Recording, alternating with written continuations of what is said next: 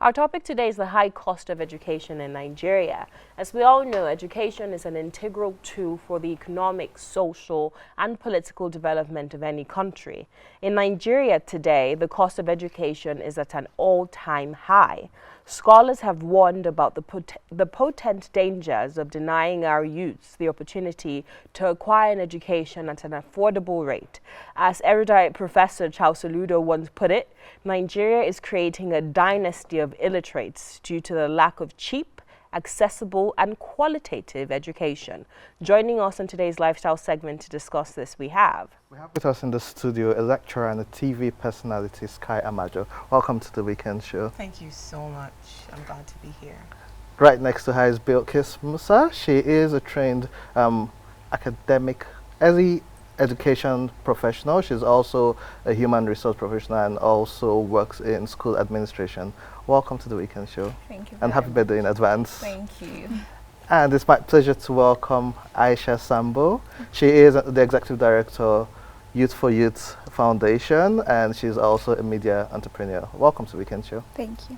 Welcome, ladies. I'm really loving this whole female panel today. Oh. I knew you'd say that. Like, I actually knew you were going to say that. Aisha, let me start with you. Okay. What do you think are some factors that contribute to the increasing cost of education in Nigeria? I mean, now with the increased tax as well, you know, schools are actually being taxed, which I think they shouldn't, because people run schools now like businesses. Well, in essence, a school should be a social service. So I don't believe that schools should be taxed. That's one. The increase in taxes might be a contributing factor, because the materials for teaching would have increased as well. So I think that's one of the highest contributing factors, just cost of materials, really. You know, it's also quite interesting to note that early age education for playgroups, kindergarten 1, the fees are so high that it's even higher than what some secondary schools and even university students pay. Bilkisu, I know you work in early age education. What's the reason for this, and is it really justifiable? Okay. Basically, I think it's justifiable because the standard of education we're giving right now, the quality of what we're giving to the society is actually high. If you'll agree with me, technology has come and it has come to stay. So our level of technology, even with the children at an early age, is actually top notch. Okay, so if you go into some schools, some people adapt into different curriculums. For instance, if you're running like a Montessori curriculum today, it's actually very expensive to run. So before you put out the fee out there, you need to consider your running costs, which involves your materials. It also involves your teacher's salary. For us in education, we try to, at that stage, we care for the child, we teach the child, and we ensure that the child is absorbing everything that you're teaching. So if you come into like a 1 to 2 year old class now, you would see that you have in some schools, they have about 8 to 10 teachers in that class. So which goes down to your running cost. You have to pay teachers' salaries. And now education is becoming a sector where I think people will have to resign from oil company to be in the educational sector, because we have schools that actually pay teachers very well. That's very interesting. Yeah. But Skye, what do you reckon are the implications of this? Because I love to think that irrespective of your socioeconomic strata, you should be privileged to have qualitative education. No matter how much money exactly. you make. So what do you believe are the implications of this increasing cost of education in Nigeria? In Nigeria, I'm going to play devil's advocate a little. There is a wastage mentality. We're not good with resources. Yes, I know teachers' salaries, I know buildings. If you ever went to school in Nigeria, you had classes in an uncompleted building.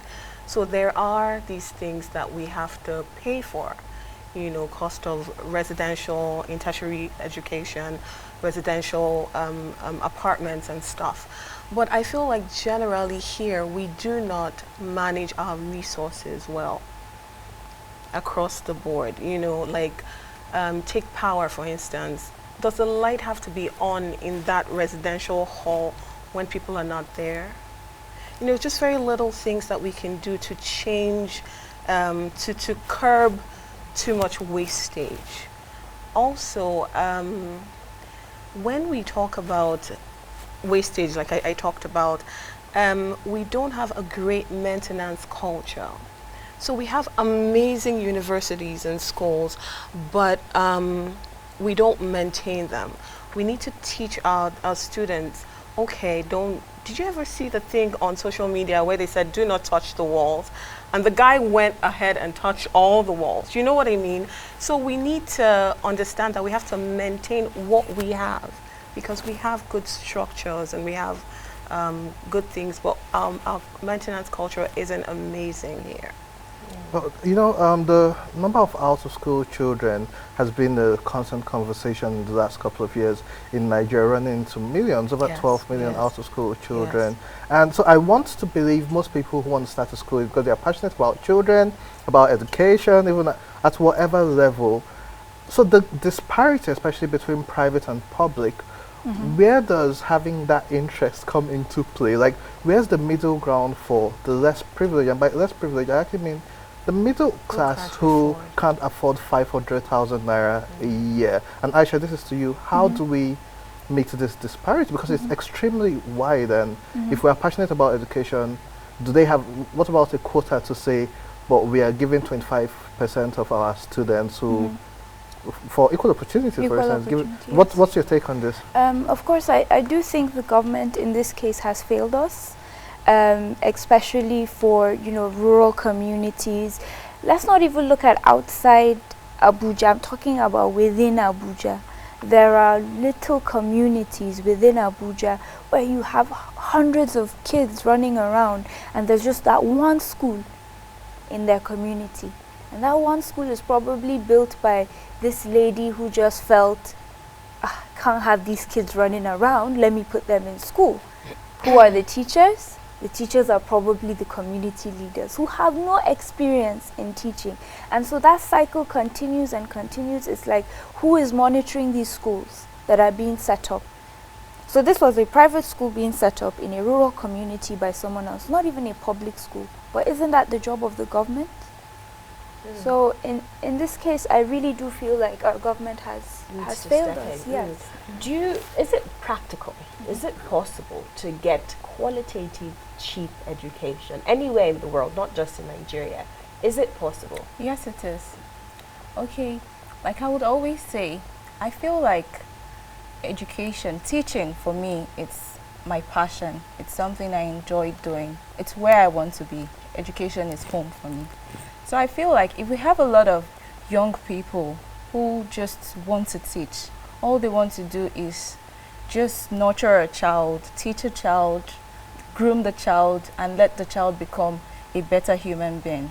If we have passion for this job, not just because I didn't find a job and the next thing, the next available thing is education. I mean, I would say education is not a dumping ground. It's a place that we should have people that are passionate about this profession, people that just want to see other people grow and be better, people that want to teach, people that want to be innovative, people that want to be creative about this thing, people that enjoy doing what they do. They find fulfillment. And sometimes as an educator, you need to actually put the money aside. Yeah, but is that practical? Yes, it is. I used to lecture in a university here in Abuja, and it's not, I love teaching, but then, yes, passion comes in, but you say like it's easy to just be passionate. Where do the bills, who pays the bills if you're passionate and you're not getting paid? Money insensitizes people. True. You know what I mean? So if you say passion, and you're not paying me, and my children are going hungry if I were married and had kids, or, you know, I had to cater to, you know, an extended family, sometimes passion is not enough. Yes, I'm an advocate for passion, but sometimes passion is not enough. Well, you know, like just like Bilkisu was saying, one of the problems is the fact that education schools are now seen as dumping grounds. So, for instance, the National Youth Service Corps, they are pretty much being Everybody forced to go to schools, no interest and all of that. But when you even go to a higher level, I constantly see the debate on social media saying private universities versus public. So a first class in Covenant is not the same thing as a 2-2 in University of Ibadan. Do you feel the high rate of fees, especially at the university level now, influences the success of their students in the university? Because you see a lot of people from private university coming out with first class, second class upper, but in state universities, which are quite good to some extent and in certain places, because I've been to a state university in Nigeria and I've been to somewhere else, but do you feel that the fact that they are paying this much, the schools just say, you know what, we don't need to let them fail, let's let them go, so they are more lenient with grades and all of that, because there are tons of private universities in Nigeria. So comparing the private universities where they pay so much with the public universities where it's not so much, do you think that affects the results and success which we see on paper? No, I don't think so. I just feel like they do more work. Like for instance, if your child is in a private school, the teacher has a target to work with, and the teacher knows that I have 3 levels of children in my classroom. I have the high flyers, the average child, and the crawling child. So the teacher actually knows that I need to do, maybe have an extra time with the child that is suffering with a particular subject. So she puts in extra effort, and there's a body, which is the management, that checks that that child is getting to that level where they want the child to be. But if you go to the public school, who is checking that teacher? Nobody. Nobody is checking, nobody is regulating anything. For one, the teacher might not even be interested in that job. It was just the job that she found and she started. And she's waiting to get paid at the end of the month. So, like you said, I'm an advocate for passion.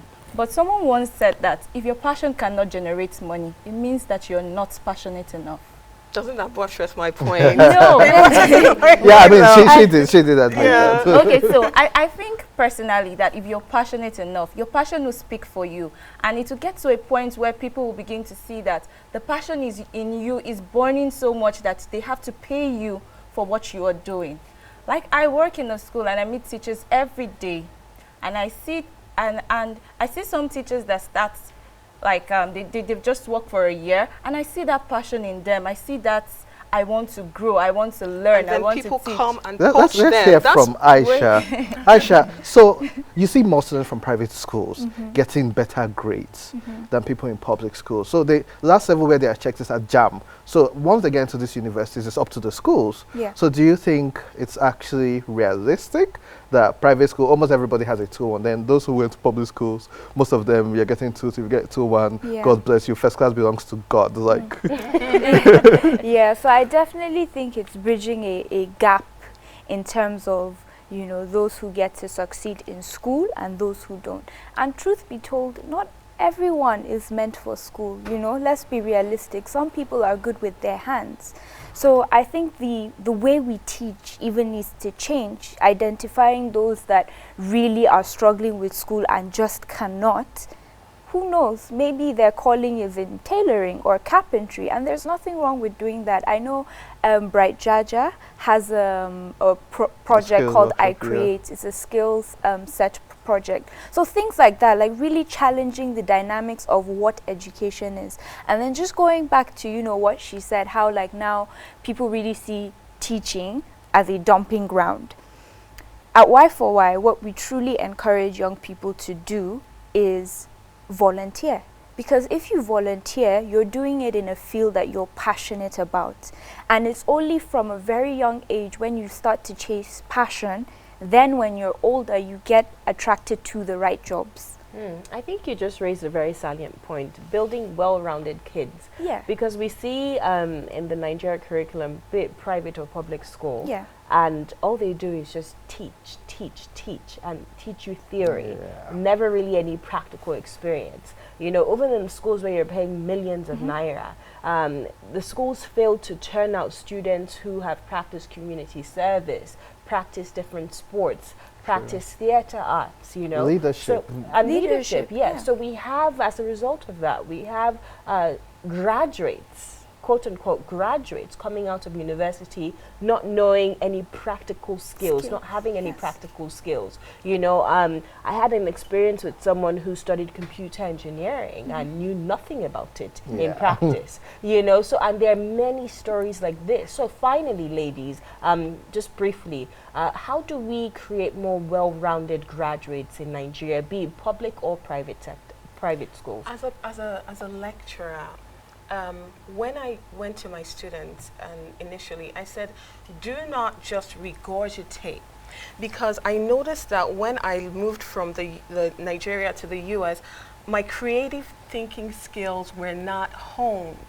So what we did was theory, like you said, or regurgitation. So you read, cram, and then write down in the exams. So it's not putting in your own words, it's not really understanding, you just want to pass an exam. So as professors, as lecturers, as teachers, whatever level you are in, if you're imparting knowledge, make sure your students are able to think, understand, and conceptualize the ideas. You know, that's the main thing as a teacher to do. Okay, she just nailed it. She talked about critical thinking. So for us now, what we do, we don't just come into the class and just start teaching abstract. We teach concrete. So for instance, if I'm teaching you about a cup, I need to have a cup in front of me to show you that this is actually a cup. This is what it looks like. The child has to touch the cup, feel the cup, and know what a cup actually looks like. So we teach from known to unknown. We don't just come in and say, okay, I'm talking about a cup looks like this. The child has no clue about it. So we're beginning to train ourselves to the level where we know that we have to teach from concrete to abstract. And I actually run an HR company where I do recruitment and placement for schools. I actually ensure that I place square pegs and square holes. If you're looking for a teacher for an early year sector, I give you a teacher. So I'm trying to, the idea is just to correct the notion of having wrong pegs in wrong holes. Awesome, Aisha. Yeah, so for me, you know, my mother is very inspiring to everything that I do. We have a family-owned school business. And what I see her do at El Amin International School is really encouraging the kids to be independent learners. You know, there's only so much you can learn in a classroom with the hours that are put into school. So I really think we need to encourage young people to be independent learners. There's YouTube now. The internet is basically your playing field. I know that, you know, sometimes you can get deviated from distractions online, but getting into the habit of seeking knowledge, you know, I think is very key and important for young people. Ladies, thank you so much for your time. This has been a very engaging and educative section of the weekend show. Don't forget, this segment of the weekend show is brought to you by Holo Crunch. Crunchy, yummy goodness. You can check out their website at www.holocrunchng.com and get yourself crunching. Yes. We'll take a short break right now. When we return, more on the weekend show. Don't go anywhere.